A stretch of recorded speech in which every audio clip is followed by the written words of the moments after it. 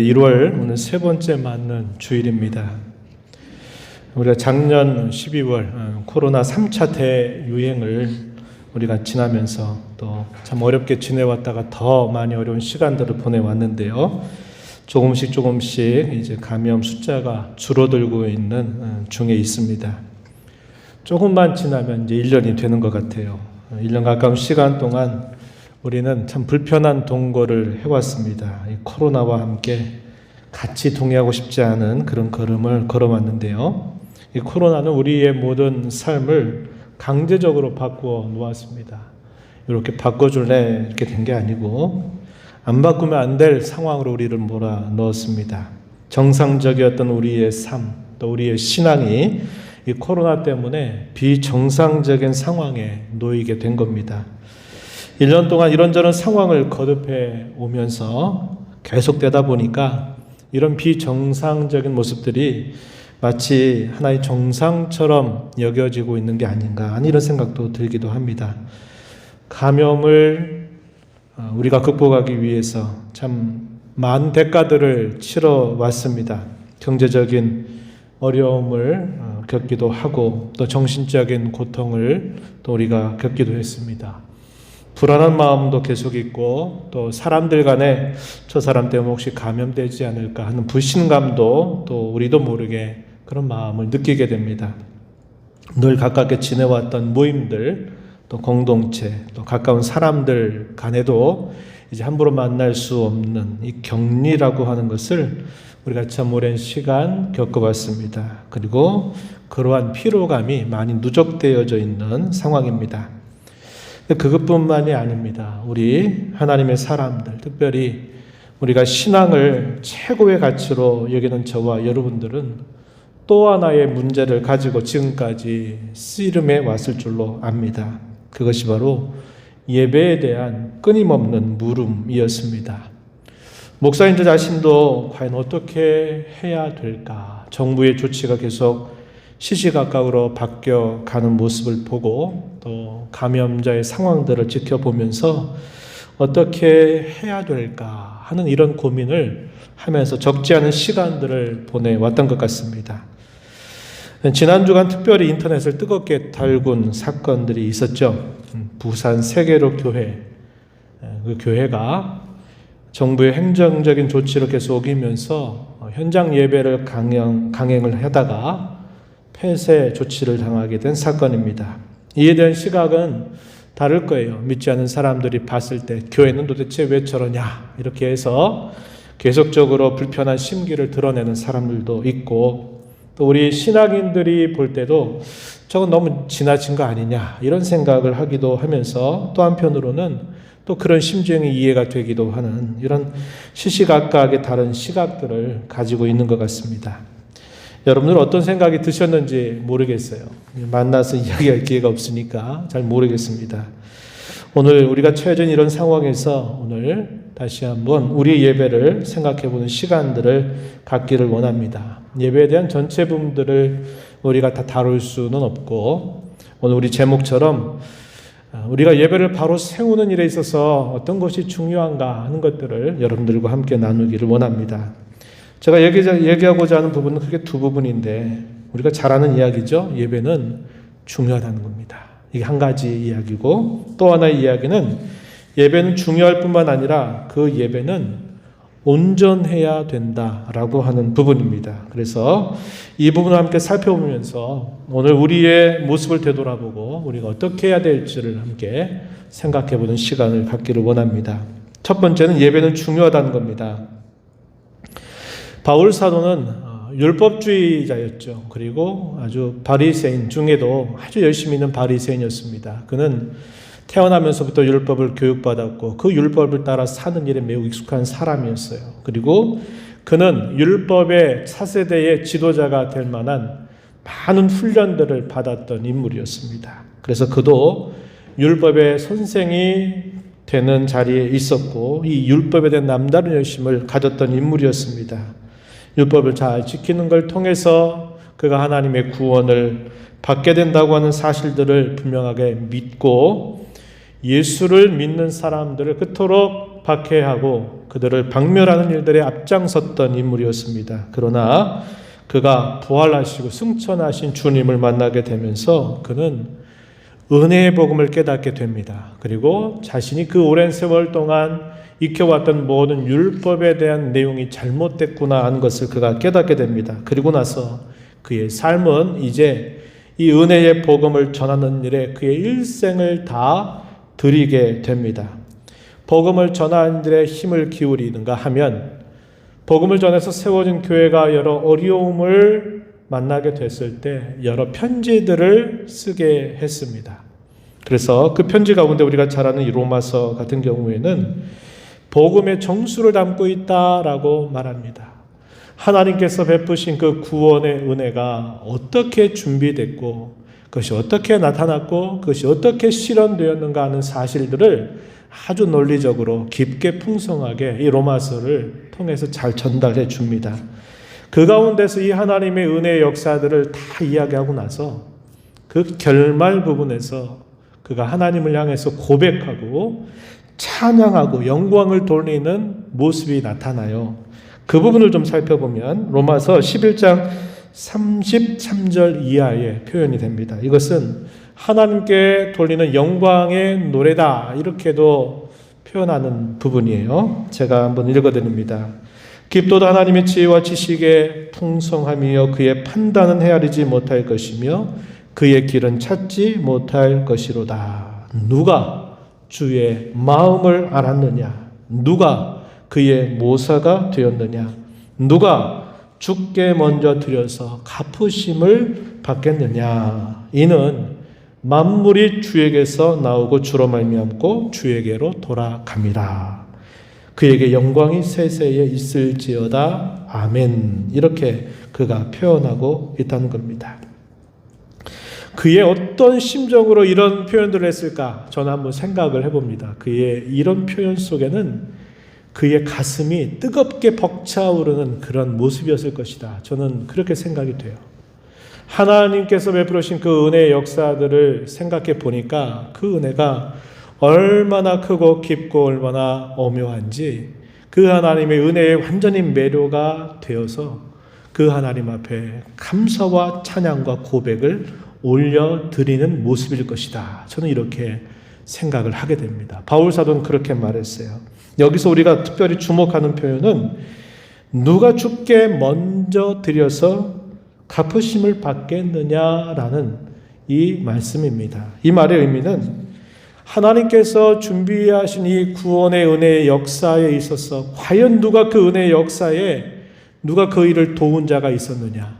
누가 그 하나님이 하신 역사에 협력을 할 수 있었던 사람이 있었느냐? 아무도 그럴 사람이 없다는 겁니다. 하나님께서 홀로 구원을 준비하시고 이 구원의 역사를 이루시고 그 이루신 일들을 값없이 자기 백성들에게 선물로 나눠주신 그 일을 표현하면서 과연 하나님이 하신 이 모든 역사에 대하여 과연 누가 그 하나님의 역사에 도울 수 있었겠고 협력할 수 있었겠고 무엇을 갚을 수가 있었겠느냐?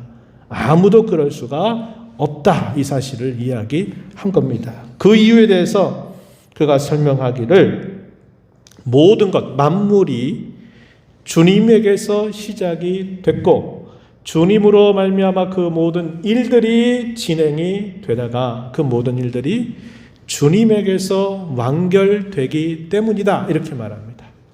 지휘자님이 드렸던 찬송처럼 우리의 모든 것이 하나님의 은혜로 다 이루어진 일이라고 하는 것을 바울 사도는 이 구절을 통해서 아주 분명하게 이야기를 하고 있다는 겁니다. 우리가 하나님 앞에 과연 무엇을 드려서 하나님이 우리에게 행하신 것을 갚을 수가 있겠습니까? 그게 없어요. 그래서 우리는 하나님께서 행하신 이 모든 일들에 대하여 우리는 다만 하나님이 하신 일입니다. 우리는 이런 일들을 할 수 없는 사람들에 불과합니다. 하나님이 다 하신 일이니 하나님께서 찬송받으심이 마땅합니다. 하나님이 경배받으시기 마땅하십니다. 라고밖에 우리가 표할 길이 없는 겁니다. 이게 바로 뭐냐? 이게 예배라고 하는 거예요. 우리가 하나님 앞에 행하는 이 예배는 우리가 하나님 앞에 드릴 수 있는 최상의 가치입니다. 최고의 행위입니다. 이거밖에 없는 거예요. 내가 예배를 해서 뭔가 하나님 앞에 뭔가를 드려서 그것이 하나의 공이 돼가지고 뭔가 받겠다, 이런 것은 통할 수 없다고 하는 이야기입니다. 시편 116편 말씀에도 보면은 이런 말씀이 있어요. 내게 주신 모든 은혜를 내가 여호와께 무엇으로 보답할까? 시편 기자는 하나님이 자신에게 행해 주신 그 모든 은혜들을 되새기면서 하나님께서 베푸신 은혜에 대해 내가 보답할 길이 없다, 이렇게 말하면서 그가 이렇게 고백합니다. 시편 116편 12절 이하에서 이렇게 말하는데, 13절에 가면 내가 구원의 잔을 들고 여호와의 이름을 부르며 여호와의 모든 백성 앞에서 나는 나의 소원을 여호와께 갚으리로다, 이렇게 고백합니다. 구원의 잔을 들겠다, 여호와의 이름을 부르겠다, 모든 백성 앞에서 내가 소원한 것을 반드시 지키겠다라는 이 표현은 하나님 앞에 행하는 예배와 밀접하게 연관된 표현이라고 하는 겁니다. 하나님께서 저와 여러분에게 행해 주신 이 모든 은혜를 생각할 때 우리가 하나님 앞에 드릴 수 있는 최고, 그리고 어쩌면 가장 유일하다고 볼 수 있는 것, 그것은 하나님 앞에 행하는 예배라고 하는 것입니다. 그래서 이 예배는 대단히 중요하다는 거예요. 하나님의 백성들을 얘기할 때 하나님의 백성들을 이렇게도 불러요. 하나님의 백성들은 예배하는 백성이다, 이렇게 부르기도 하는 겁니다. 시편 50편 5절 말씀에 보면은 이런 말씀이 있어요. 나의 성도들을 내 앞에 모으라. 그들은 제사로 나와 언약한 이들이니라. 이런 표현이 나타납니다. 그들은 이스라엘 백성들이라고 하는 말이죠. 제사, 이걸 다시 예배란 말로 이해하면 됩니다. 하나님은 그들을, 이스라엘 백성들을 예배로 하나님과 언약한 이들이다. 이걸 다르게 말하면 그들은 하나님을 예배하는 예배자들로 부름받았다, 이렇게 표현하고 있는 말이라고 하는 거예요. 그 말을 오늘날 우리말로 바꾸면 어떤 말입니까? 우리는 하나님을 예배하는 예배자들이다, 이 말과 같은 말이에요. 당신은 어떤 사람입니까? 당신의 정체는 뭡니까? 당신은 어떤 신앙입니까? 라고 말할 때, 저는 하나님을 예배한 예배자입니다, 이렇게 부르기도 한다는 것입니다. 이게 시편 50편 5절에서 말한 거예요. 하나님의 백성들을 예배하는 백성이다라고 이렇게 말할 만큼 이 예배는 그토록 중요하다는 것을 우리에게 알려주고 있어요.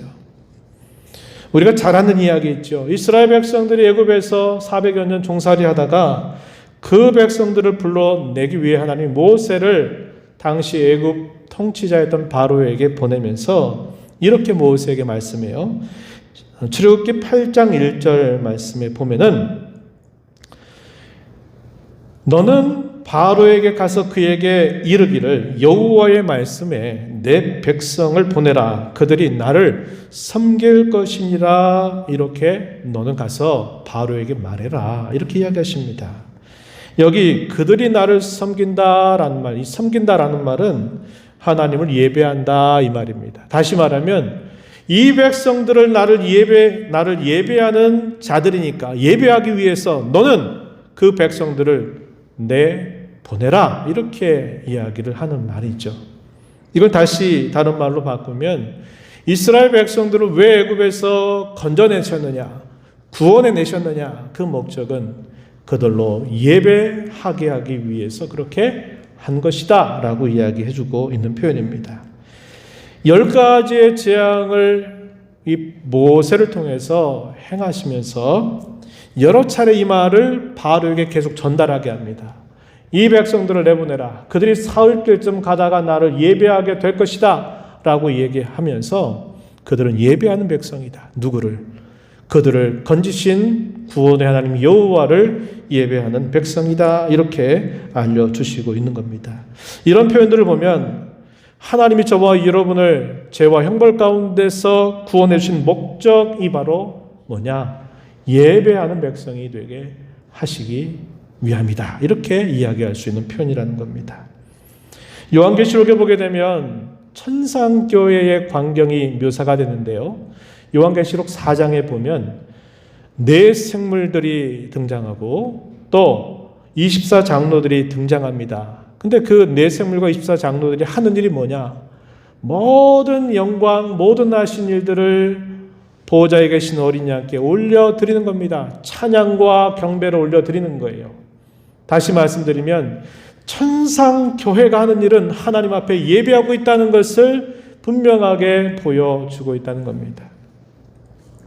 이런 말씀들을 종합하면 예배는 정말 중요한 것이다. 우리가 하나님 앞에 드릴 수 있는 최고의 가치다. 우리가 하나님 앞에 행할 수 있는 가장 소중한 것이다 라는 것을 우리에게 알려주는 것입니다. 그러면 이 예배가 무엇인가를 한번 정리해 볼 필요가 있을 것 같습니다. 모든 종교에 있어서 가장 근본은 뭐냐면 기본은 자신들이 섬기는 신과 만나는 거예요. 그들의 종교를 왜 그들이 그 종교의 열심을 나타냅니까? 자신들이 섬기는 신과 만남을 갖는 거예요. 만남. 그 만남을 통해서 어떤 특별한 종교적인 체험을 한다든지 또 어떤 특별한 상태에 이르기를 바라는 겁니다. 그럼 그 만남이 어떻게 표현되느냐? 그들이 행하는 제사, 의식에 의해서 그것이 가장 잘 표현되고 있다는 겁니다. 우리가 하나님 앞에 행하는 예배도 이와 마찬가지입니다. 우리가 예배를 하는 것은 살아계신 하나님과 만나는 겁니다. 그 하나님과 만나서 뭐 하느냐? 교제를 나누는 거예요. 교통을 하는 겁니다. 그래서 이 예배는 하나님을 만나고 그 하나님과 교제하는 데 가장 중요한 본질이 있다라는 것입니다. 예배는 삼위일체 하나님과의 만남인데 어떤 만남이냐? 인격적인 만남이고 그 만남을 통해서 하나님과 깊이 교제하는 것을 예배라고 정의한다는 겁니다. 하나님 우리에게 어떤 분으로 우리를 만나 주실까요? 하나님은 우리를 사랑하셔서 구원해 주신 분으로서 우리를 만나시고 우리는 어떤 모습으로 하나님을 만나게 될까요? 우리는 하나님께서 값없이 주신 은혜로 구원을 받아서 하나님의 백성이 된 자로서 그분의 자녀가 된 자로서 하나님을 배우는 겁니다. 뭘 통해서요? 예배를 통해서 배우는 겁니다. 우린 이런 만남을 통해서 하나님과 교제하는 겁니다. 만나서 그냥 잠깐 얼굴 보고 만났으니까 됐다, 갑시다 이게 아니라 만남에는 반드시 목적이 있잖아요. 그 목적은 그 만남을 통해서 서로가 뭔가 교제를 나누고 하는 것이죠. 하나님과 만나는 이 예배를 통해서 우리는 하나님과 깊이 교제하는 일을 하게 되는 겁니다. 교제한다라는 말의 의미는 두 가지 의미가 있어요. 하나는 내가 무엇인가를 주는 겁니다. 그리고 또 하나는 내가 상대방이 주는 것을 받는 것이에요. 이게 바로 교제가 이루어지는 중요한 조건이라고 하는 겁니다. 우리가 만나서 서로 대화를 나누는데 이 대화가 끊어져 버리고 한 사람만 일방적으로 계속 얘기하고 한 사람은 가만히 있다가 이야기 다 끝났어요. 갈게요. 이건 되면 이건 교제가 이루어지는 것이 아니죠. 그렇죠? 한 사람이 뭔가 먹을거리를 준비해서 그 먹을거리를 주면 그 사람은 그걸 받아서 먹으면서 뭐라고 말합니까? 고맙다고, 잘 먹겠다고 이렇게 화답을 하는 거예요. 주기도 하고 받기도 하면서 서로의 교류가 일어나고 거기에 교제가 이루어지고 친교가 이루어지게 되어 있는 거예요. 우리가 하나님 앞에 행하는 예배에 있어서도 그겁니다. 하나님이 뭔가를 우리에게 주시고자 하시는 것을 생각지 않고 그냥 내가 그냥 찬송하자니까 찬송하고 기도하자니까 기도하고 또 헌금 드렸으니까 나는 다 했어. 그리고 가만히 내 할 일 하고 가버리면 그게 하나님과 만남이 이루어지는 겁니까? 하나님과 교제하는 겁니까? 그건 아니라는 거예요. 우리가 예배를 하는 우리의 예배 요소에 있어서도 이런 부분들이 구별이 되고 있다는 것을 아실 수 있어요. 하나님께 드리는 게 뭐가 있을까요? 우리가 하나님 앞에 드리는 거 신앙 고백이 있죠. 하나님, 내가 이렇게 하나님을 이런 분으로 알고 믿습니다. 제가 정말 그렇게 믿습니다. 이런 고백이 있어요. 또 뭐가 있나요? 하나님께 드리는 찬송이 있어요. 그분이 우리에게 베푸신 은혜에 대한 우리의 노래가 있습니다. 고백이 있어요. 또 뭐가 있습니까? 봉헌, 하나님 앞에 우리에게 주신 그 물질 가운데 일부를 올려드린다. 봉헌, 그 말이 의미죠. 하나님께 올려드리는 게 있어요. 또 뭐가 있어요? 기도가 있습니다. 하나님, 우리 이런 형편 저런 형편이 있는데 하나님 우리에게 도와주시기를 바랍니다. 은혜 주시기를 바랍니다. 이렇게 기도하죠. 그래서 이런 것들은 우리가 하나님 앞에 드리는 거예요. 그럼 하나님 우리에게 주시는 것들이 어떤 게 있느냐? 말씀을 함께 교도하는 거죠. 하나님 우리에게 말씀을 주시는 겁니다. 그 말씀을 우리가 읽으면서 하나님의 약속을 되새기고 하나님 우리에게 주신 은혜를 다시 되새기고 또 우리에게 약속하신 것을 부여잡는 거죠. 우리에게 하시는 설교가 있습니다. 주의 말씀을 강론해서 우리에게 하나님의 은혜가 무엇이고 우리에게 하나님의 뜻이 무엇인가를 풀어주는 겁니다. 우리가 하는 마지막에 하는 축도의 경우도 이런 비슷한 의미를 담고 있는 거예요. 삼위일체 하나님께서 우리에게 은혜를 베푸실지로다, 은혜를 주실지로다 이렇게 말하면서 이런 하나님의 은혜를 받고 우리가 이제 세상으로 나아가게 된다 하는 것입니다. 이것들을 하나님 우리에게 주시는 거예요. 그래서 우리가 하나님 앞에 드리는 것, 하나님 우리에게 주시는 것을 우리가 통해서 뭘 하는 겁니까? 교제를 나누는 거예요. 교제. 이것이 바로 예배다 하는 겁니다. 우리가 여기서 이제 뭘 생각하느냐면 예배는 비대면으로 드리는 것인가 아니면 현장에서 함께 만나서 하는 것인가를 생각해 보게 되는 겁니다. 장소가 어디인가는 중요하지 않다고 우리 주님 말씀하셨어요. 옛적에는 중요했어요. 언제까지? 구약 시대는 반드시 지켜야만 됐습니다. 이스라엘 백성들의 종교가 부패하게 된 이유는 하나님이 정하신 곳 외에다가 거기다가 산속에나 어디에다가 거기다가 제단 쌓고 거기서 이방신 섬기듯이 하나님을 제사하는 일이 종교 부패의 온상이 되었습니다. 그래서 하나님은 반드시 내가 너에게 정해진 곳에 세운 성전에서 나를 예배해라, 제사해라 이렇게 명령을 하셔요. 그러나 예수님께서 이 땅에 오신 이후로 더 이상 성전이라고 하는 것은 없어요. 없어집니다. 장소가 중요하지 않아요. 장소는 중요한 게 아니라고 우리 예수님 말씀하셔요. 뭐가 중요하냐? 만남이 중요하다고 이야기하십니다. 요한복음 4장에 보면 사마리아 여인이 예수님과 나눈 대화가 기록됩니다. 사마리아 여인은 사마리아 사람이에요. 그래서 그들은 어디서 늘 예배를 해왔냐면 거리심 산에서 제사를 드리고 예배를 해왔어요. 근데 이스라엘 백성들 어디서 예배를 했습니까? 예루살렘 성전에서 해왔거든요. 이 여인은 어디에서 예배하는 게 맞는 겁니까? 라고 묻는데 예수님의 답변은 의외입니다. 어느 장소가 중요한 거 아니다 이야기하시면서 어떤 예배가 중요하냐? 성령 안에서 진리를 따라 드리는 예배가 중요하다라고 말씀을 하시게 됩니다. 그래서 더 이상 장소가 중요하진 않아요. 성전이라고 하는 것도 없어요. 성도들이 함께 모여서, 구원받은 성도들이 모여서 지하에서 하든지 지상에서 하든지 아니면 장소는 옮겨서 어떤 야외에서 함께 모이든지 그게 바로 교회고 거기에서 하나님 앞에 예배하면 그것이 하나님 받으시는 예배가 된다라고 이야기하고 있다는 겁니다. 이것을 예수님께서 말씀하셨어요. 또 예수님 이런 말씀하시죠. 두세 사람이 내 이름으로 모인 곳에 내가 그들 중에 함께 한다라고 말씀하셨어요. 여기서 이 모임은 어떤 모임입니까? 공적인 모임이죠. 구원받은 신자들이 함께 모이는 겁니다. 모여서 뭐 할까요? 하나님을 예배하는 것이죠. 이런 말씀들은 우리에게 뭘 가르치느냐? 예배의 현장성을 중요하게 여긴다는 것을 보여주고 있는 겁니다. 우리가 코로나19로 인해서 1년 가까운 시간 동안 비대면 이렇게 진행되는 것은 결코 정상적인 것이 아닌 것이에요. 뭐 예배당에 가서 굳이 꼭 예배해야 돼 라고 말하면서 그저 인터넷 이렇게 해도 다 되지 라고 얘기해서 안 된다 이 말입니다. 이것은 비상. 정상적인 것이 아니라 비정상적으로 이런 상황 속에서 우리가 이렇게 할 수 있는 최선을 하면서 하는 일이지 이렇게 해도 된다 이걸 우리에게 가르쳐 주는 것은 아니라는 것을 여러분 꼭 기억해줘야 합니다. 이런 비정상인 것들이 시간이 계속되고 반복이 되다 보면 우리는 이걸 습관처럼 여기게 되는 겁니다. 조금 무슨 일이 있으면 그냥 뭐 여기서 이렇게 하지.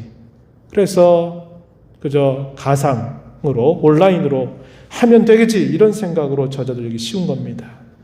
비정상적인 것이 정상적인 것처럼 받아들이게 되는 일이 생겨난다는 거예요. 그렇다면 우리가 이런 만남을 통해서 현장에서 예배하는 것에 동참하면 그럼 예배는 다 되는 것인가? 라고 또 우리는 생각해 봐야 되겠죠. 저는 이렇게 말씀드려요. 현장 예배에서 만남을 통해서 하는 것조차도 온전한 것은 아니다. 부족하다라고 말씀을 드리는 겁니다.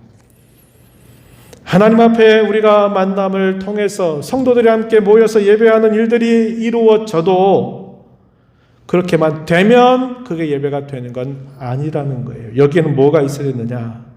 하나님이 받으실 만한 온전함이 있어야만 된다라는 겁니다. 이걸 다르게 뭐라고 말하느냐? 하나님이 받으시기에 합당한 예배이어야만 그것이 진정한 예배가 된다는 것입니다. 이제 우리가 두 번째, 이 예배는 하나님께서 받으신 만 합당한 예배, 온전한 예배가 되어야 된다라는 이야기를 나누고자 합니다. 하나님과 피상적으로 만나고 피상적으로 교제하는 것은 진정한 의미의 예배가 아닙니다. 우리가 사람과의 만남도 그렇잖아요. 그냥 용무 때문에 어쩔 수 없이 만나는 그 만남을 두고 야, 이거 진짜 좋은 만남이다, 이렇게 여기지 않아요. 인격적인 만남이다. 그 만남을 통해서 만나니까 너무 기분 좋고 너무 위로를 받고 힘을 얻는다, 이렇게 여기지 않아요. 하나님 앞에 우리가 예배할 때에도 마찬가지입니다. 하나님 앞에 그저 나와서 시간 돼서 현장에 있으니까 또 앞에서 순서를 따라서 인도하니까 그 순서에만 참여하면 이게 다 예배가 되는가? 그렇지 않다 하는 것을 우리가 주의 깊게 생각해야 합니다. 깊은 만남이 있어야 돼요. 이 만남이 없이는 교제가 제대로 이루어지지 않는 것입니다. 이런 깊은 만남과 교제를 하기 위해 성경은 우리에게 몇 가지 중요한 내용들을 소개해 줍니다. 그게 뭐냐? 오늘 우리가 읽은 본문 속에서 우리가 확인하는 말씀 중에 2절 보면은 이렇게 말하죠.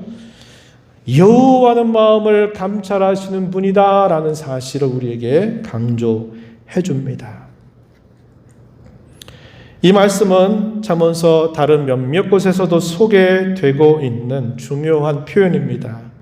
예를 들면 잠언서 15장 3절에서도요.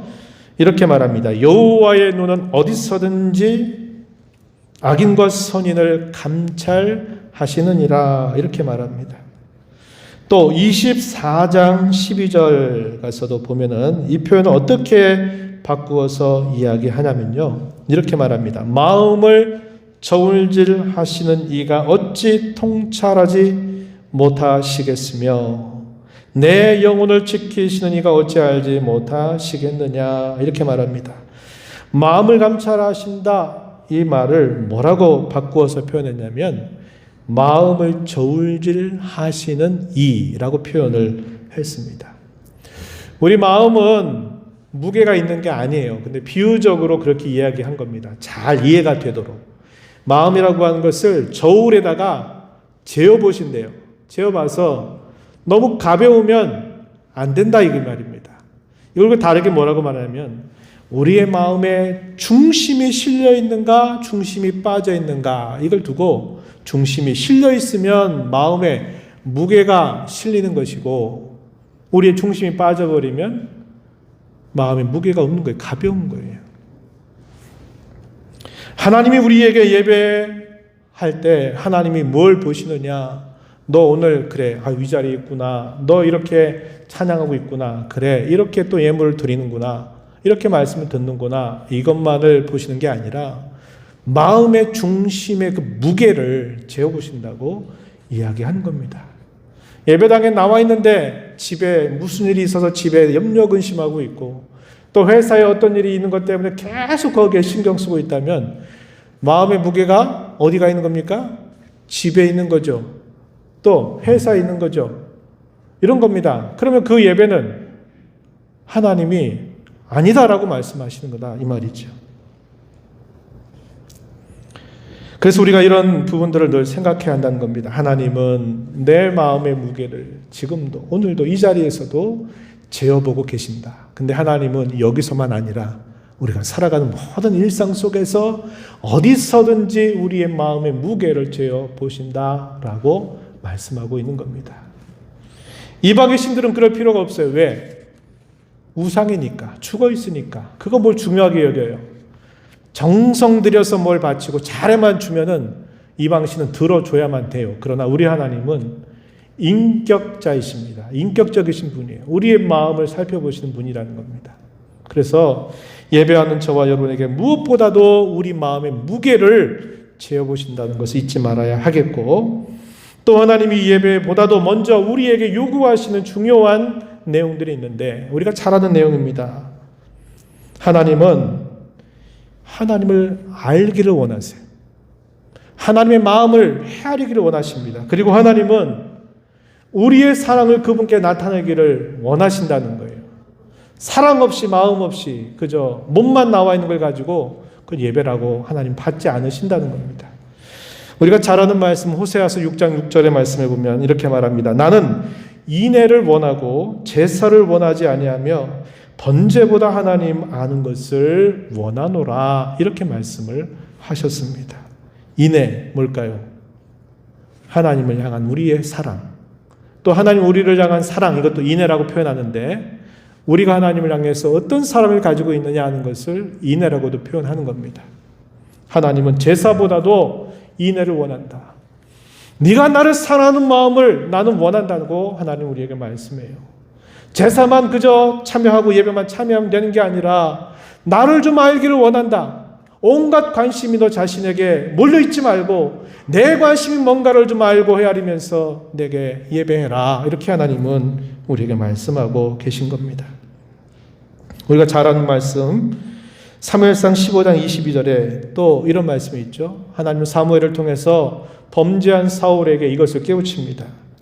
여호와께서 번제와 다른 제사를 그의 목소리를 청종하는 것을 좋아하심같이 좋아하시겠나이까? 순종이 제사보다 낫고 듣는 것이 수량의 기름보다 나으니, 이렇게 말씀을 하기도 하십니다. 그래서 하나님은 우리가 제사, 예배를 행하는 것보다도 하나님은 그분을 알기를 원하시고 그분을 향한 우리의 사랑을 확인하기를 원하시고 그분의 말씀에 듣고 순종하는 것을 마음쓰기를 하나님은 원하신다라고 하는 것을 가르쳐주고 있는 겁니다. 예배는 그 자체로 충분하지 않은 겁니다. 우리가 예배 순서에 참여하는 것, 예배의식에 참여하는 것, 그게 온전한 예배가 될 수는 없다는 겁니다. 구약시대의 이스라엘 말기의 패망 직전의 그들의 모습이나 유다 말기의 패망 직전 당시의 그 유다 백성들의 모습이 어떻게 비춰지느냐. 그들이 제사는 잘해요. 제사는 정성 들여서 잘합니다. 근데 뭐가 없느냐? 하나님을 향한 마음이 없어요. 하나님을 향한 인애가 없습니다. 그분의 말씀을 듣고 순종하려고 하는 마음이 없어요. 그래서 하나님은 그 백성들에게 이렇게 책망하시는 말씀을 전달하신 바 있어요. 이사야서 1장 11절로 13절 이하에 이런 말씀을 하셨습니다. 너희의 무수한 재물이 내게 무엇이 유익하뇨? 나는 수량의 번제와 살진 짐승의 기름에 배불렀고 나는 수송아지나 어린 양이나 수염소의 피를 기뻐하지 않는다. 너희가 내 앞에 보이러 오니 이것을 누가 너희에게 요구하였느냐? 내 마당만 밟을 뿐이다. 헛된 재물을 다시 가져오지 말아라. 성애와 아울러 악을 행하는 것을 내가 견디지 못하겠다. 이런 말씀을 들려주시기도 하신 겁니다.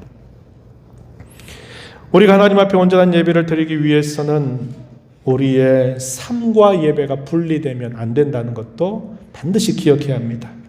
우리가 읽은 본문으로 한번 가서 보면요. 본문 3절 4절 말씀 한번 눈으로 보시기 바랍니다. 이렇게 말합니다. 공의와 정의를 행하는 것은 제사 드리는 것보다 여호와를 기쁘게 여기시느니라. 눈이 높은 것, 마음이 교만한 것, 악인이 형통한 것 다 죄다. 이렇게 말씀을 하십니다. 하나님 앞에 제사 드리는 것보다 뭘 기뻐하신다고요? 공의와 정의를 행하는 것을 여호와는 기뻐하신다. 우리가 하나님 앞에 예배하고 우리의 삶이 예배와 단절돼서 예배할 때는 하나님을 사랑한다고 말씀을 따르겠다고 말하면서 내 삶 속에서는 내 마음대로 내 뜻대로 살아간다면, 그리고 죄악되게 사는 것을 별스럽지 않은 것으로 여긴다면 그래서 하나님을 바르게 예배하는 것이 되지 못한다고 가르쳐 줍니다.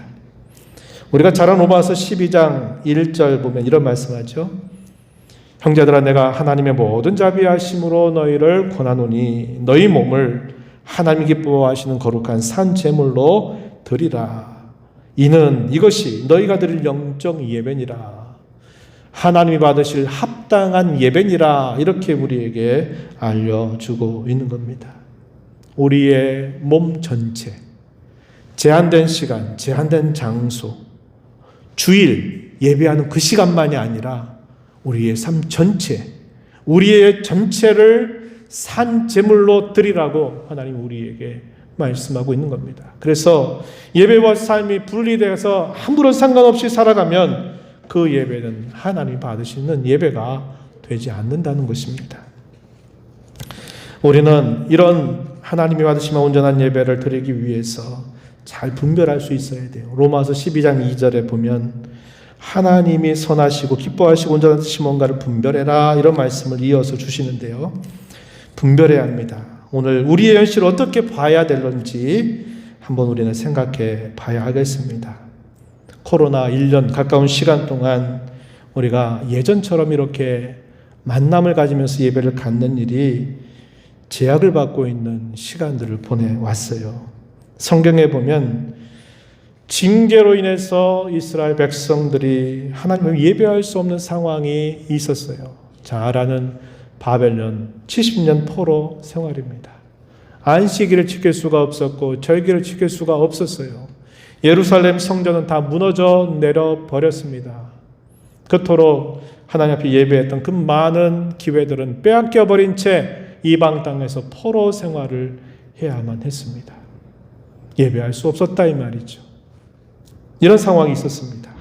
또 교역사 가운데 초대교회에 로마의 큰 박해 아래 있었던 주님의 교회가 어떤 일을 맞았느냐? 그들이 예배를 할 수 없었습니다. 잡혀서 순교를 당하고 죽음을 맞아들이는 일들이 있었어요. 그래서 그들은 어디로 피해갔느냐? 흙 같은 곳을 파고 들어가서 거기서 생활하고 거기서 살아야만 했어요. 소위 카타콤이라고 부르는 곳에 그들이 들어가서 자유롭게 예배하지 못하면서 그 고난과 박해를 피해서 그들의 신앙을 유지해가만 하는 그런 상황도 있었다고 하는 겁니다. 오늘 우리가 겪는 이 코로나 어떻게 봐야 될까요? 뜻없이 된 일일까요? 아니면 죄에 대한 징계일까요? 우리는 생각해 봐야 합니다. 저는 두 가지를 생각해요. 하나는 예견된 결과였다, 이런 생각도 드는 겁니다.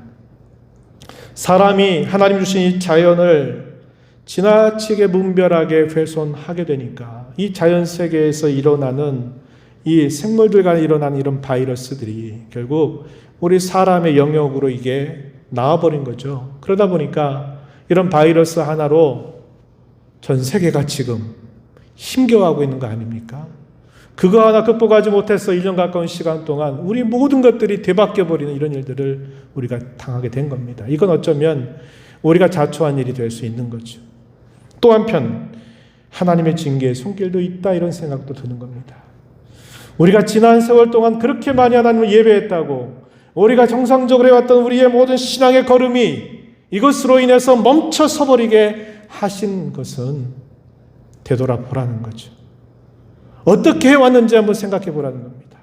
이스라엘 백성들이 바벨론 70년 포로 생활을 경험하면서 우리가 왜 하나님을 예배할 수 없는가? 성전 예배에서 악기를 연주했던 사람이 바벨론 그 바닷가에다가 그것을 걸어둘 수밖에 없었어요. 이방인들은 조롱합니다. 야, 너 하나님의 성전에서 노래했던 그 노래 악기 한번 켜면서 우리 앞에 한번 노래 한번 해봐라. 눈물이 납니다. 탄식이 쏟아져 나와요. 그랬던 것처럼 오늘 우리의 일들을 우리는 생각해 봐야 합니다. 그리고 되새겨야 돼요. 그리고 회복하는 일을 해야 합니다. 우리가 겪는 이 코로나 현실은요, 주께서 재림에 오시기 직전에 더 일어나게 될 수많은 일들에 대한 하나의 전조일 수도 있다고 우리는 생각해야 돼요. 이런 상황 속에서 우리의 신앙을 하나님 앞에 잘 지켜나가지 못하면 앞으로도 큰 많은 일들이 닥쳐올 때 우리가 어떻게 하나님을 예배하고 섬길 수가 있겠습니까? 우리는 지금을 잘 되돌아보고 지금 잘 다져가는 일을 해야만 한다는 거예요. 저는 여러분들에게 세 가지를 말씀드리고 싶어요. 안타까워하고 회개하는 일을 해야 한다는 겁니다. 어쩔 수 없는 거지 뭐 어떻게 정부 가지 말라니까 안 되지 그냥 때가 되면 회복되겠지. 이런 생각에 안일한 태도를 가져서는 안 됩니다. 안타까워해야 돼요. 그리고 우리가 지난날 잘못했던 일들에 대한 회개를 하나님 앞에 해야 합니다. 두 번째는 회복되기를 사모하고 간절하게 기도해야 돼요. 하나님, 이런 기회에 우리가 제대로 하나님을 예배하는 백성이 되게 해주세요. 예배하는 주의 자녀가 되게 해주세요. 간절하게 기도해야 합니다. 그리고 마지막으로는 지금 이런 상황 속에서 할 수 있는 최선의 일을 우리가 행해야 돼요. 그저 손발 가만히 놓고 무작정 기다리면 되는 게 아니란 이 말이죠. 지금 이런 상황에 젖어서 그런 상황이 전부인 줄 알고 가면 안 된다고 하는 겁니다. 말씀을 맺겠습니다. 예배에 대한 요청은 모든 시대의 모든 교회를 위한 하나님의 뜻입니다. 예배는 중요합니다. 절대로 우리가 이것을 뒤로 할 수 없는 중요한 사활의 문제라고 하는 것을 기억해야 합니다. 윌리엄 템플이라고 하는 유명한 사람이 있어요. 2차 세계 당시에 영국군들이 독일군에 의해서 덩케르크라고 하는 곳에 이렇게 포위를 당하는 일이 있었어요. 영화로도 이것이 한번 나온 적이 있어요. 아마 보신 분이 있을런지 모르겠어요. 그래서 절대절명의 위기 앞에 있을 때 당시에 영국의 수상이었던 처칠이 영국에 있는 모든 국민들, 하나님을 섬기는 사람은 물론이거니와 하나님을 섬기지 않는 영국의 국민 누구든지 하나님 앞에 우리 지금 기도해야 됩니다. 절대절명의 위기에 놓여 있습니다. 라고 말하면서 이 윈스턴 처칠이 온 국민에게 하나님 앞에 회개하면서 기도를 요청해요. 그리고 그 당시 아주 유명했던 국민들로부터 존경받았던 한 목사가 있었어요. 윌리엄 템플이라고 하는 사람입니다. 이 처칠은 당시에 이 윌리엄 템플에게 설교를 부탁하면서 그에게 요청을 해요. 그 설교를 마치고 나면서 이 윌리엄 템플은 온 국민들을 향해서 이렇게 간절하게 호소했습니다. 그 말을 제가 잠깐 읽어드릴게요. 지금은 우리 온 국민이 예배해야 할 때입니다. 여러분의 마을에서 예배당 종소리가 울려 퍼지면 어른으로부터 시작하여 어린아이 이르기까지 한 명도 빠지지 말고 모두 예배당에 가십시오. 지금은 온 국민이 함께 예배해야 할 때입니다. 지금은 온 민족이 전능하신 하나님의 손에 붙들려야 할 때입니다. 지금은 온 국민이 전능하신 하나님 앞에 무릎을 꿇어야 할 때입니다. 영광스러운 하나님의 뜻을 발견해야 할 때입니다. 지금은 예배에 승리해야 할 때입니다. 이렇게 간곡하게 호소를 하게 됩니다. 이러한 말을 들었던 영국의 국민들이 논할 것 없이 다 기도하면서 이렇게 하나님 앞에 부르짖게 됐어요. 그 결과 놀라운 기적적인 일이 일어나게 되면서 2차 세계 대전이 결국 승리로 마무리가 되는 사건이 생겨나게 된 겁니다. 여러분, 우리는 위기의 때를 만나면 더 하나님 앞에 예배하는 일에 집중해야 돼요. 우리가 할 수 있는 일을 더 힘써야 된다고 하는 겁니다. 그리고 그 예배는 그저 내가 예배에 참여하면 된 게 아니라 그 예배는 하나님이 받으실 만한 온전한 예배가 되어야 한다는 거예요. 그러기 위해서 우리 자신을 잘 살피고 우리의 지나온 예배 생활을 되돌아보고 또 이 예배를 바로 세우는 일을 결코 게을리해서는 안 된다는 것을 이 시간 함께 다짐하면서 지금의 때를 잘 감당해 나가는 저와 여러분이 되기를 진심으로 바랍니다. 하나님 아버지, 오늘 저희들을 불러서 또 예배 자리에 있게 하시고 이 예배가 저희들의 삶 속에 얼마나 중요한 일인지를 다시 한번 깨우쳐 주시고 단순히 예배에 참여한 것만 아니라 이 예배가 하나님이 받으실 만한 합당한 예배, 온전한 예배가 되어야 됨을 저희에게 말씀해 주십니다. 위기의 때를 만날수록 우리 하나님의 백성들은 예배자라고 하는 사실들을 기억하면서 이 예배를 귀하게 여기고 회복하고 이 예배가 온전히 회복될 그때를 사모하며 간절하게 기도할 뿐만 아니라 오늘 저희가 해야 될 최선의 일들을 잘 감당해가는 저희들이 되도록 인도해 주옵소서. 예수님 이름으로 기도하옵나이다. 아멘.